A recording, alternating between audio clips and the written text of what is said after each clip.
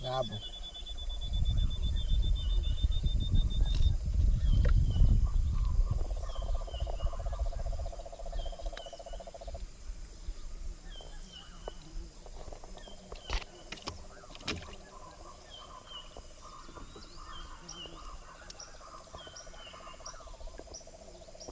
Bjørn, ja.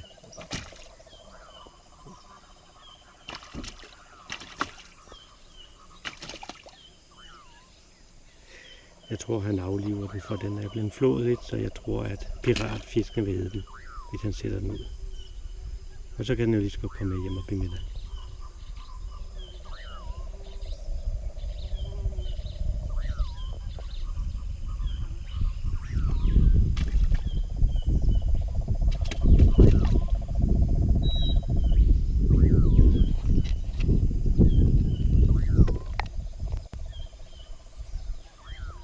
Sådan der.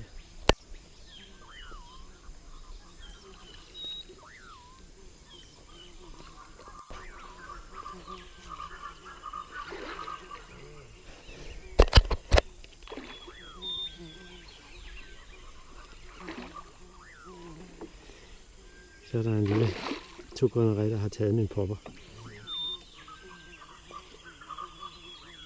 Jeg er ikke lige helt klar til at lande. Saki synes nok, at jeg ser lidt dum ud med den her på hovedet, men det er der ikke noget at ved. Det er sjovt.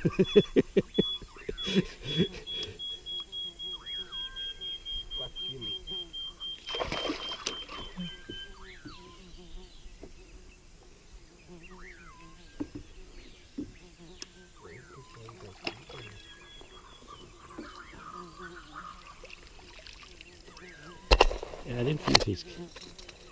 Cirka 2,5 kilo, og noget i den stil.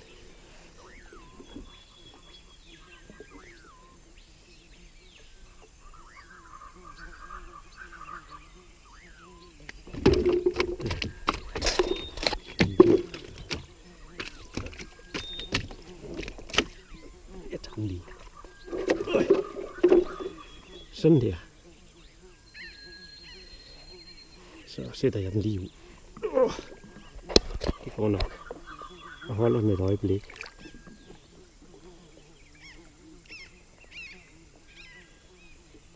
Så er den klar til at svømme. Så.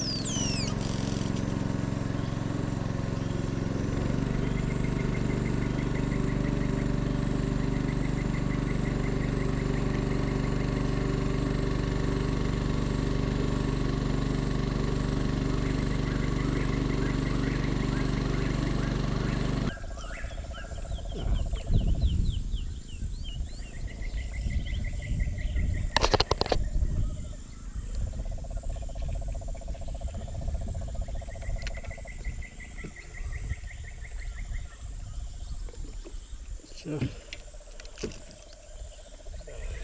fik jeg da en enkelt lille pikerbas. Den er ikke særlig stor.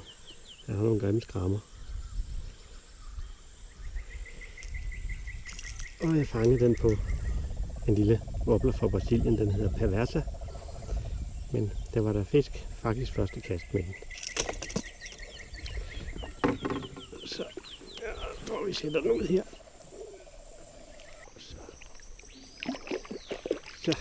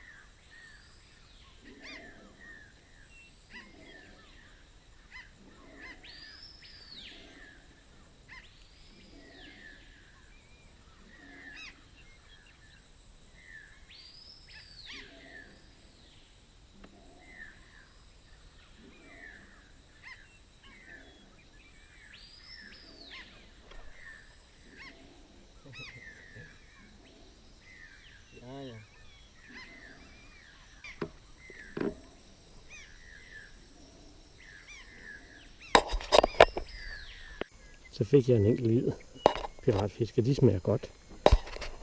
Så den stikker jeg lige i nakken, og så skal den hjem i gryden. Sådan der.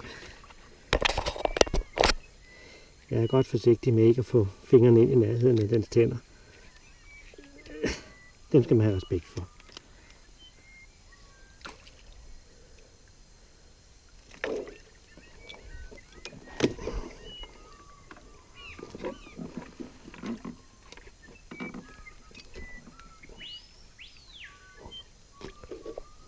Så.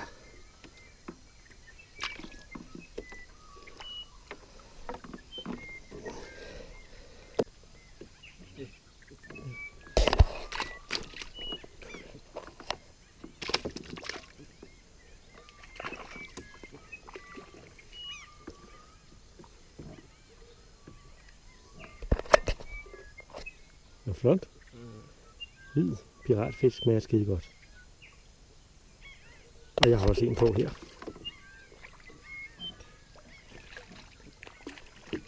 Men det ser nu ud som om Saki har et bedre håndlag end mig.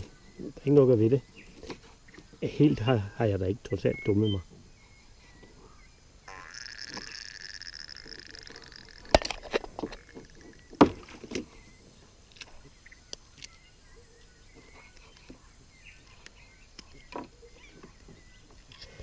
Ja.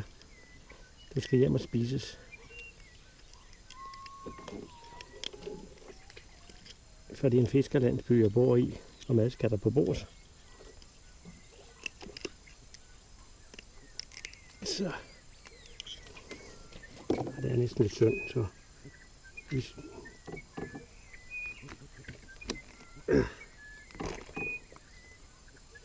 Så. Så er den død.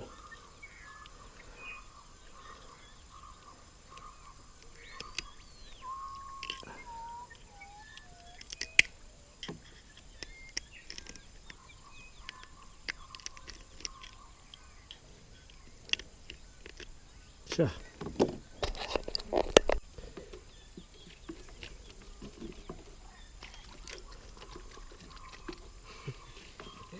Det kører bare. Det kører for dig.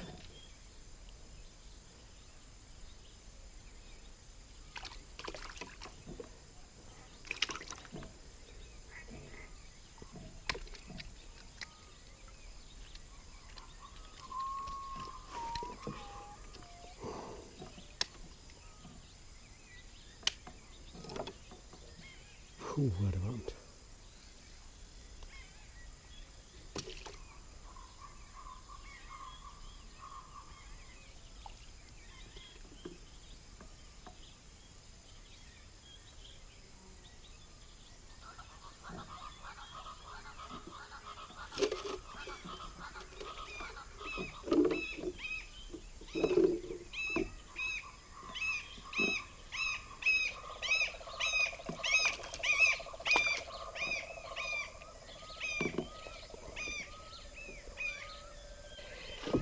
Og ja, det blev lidt for varmt, så nu sejler vi ind af. Vi har fået et ret godt resultat.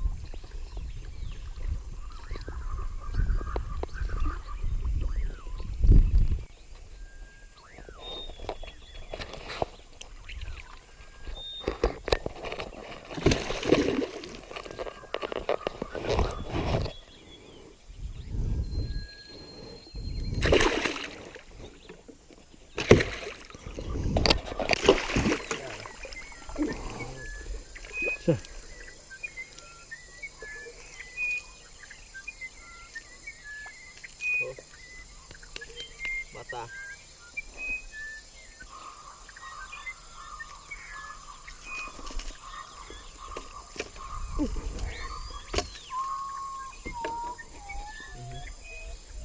Pode filmar.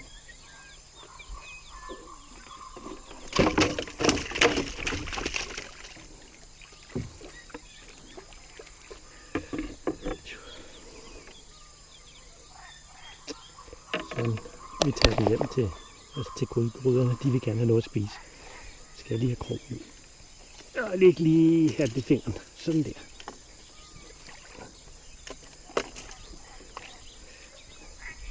Det er en flot lille pick-up bats på cirka 2 kilo.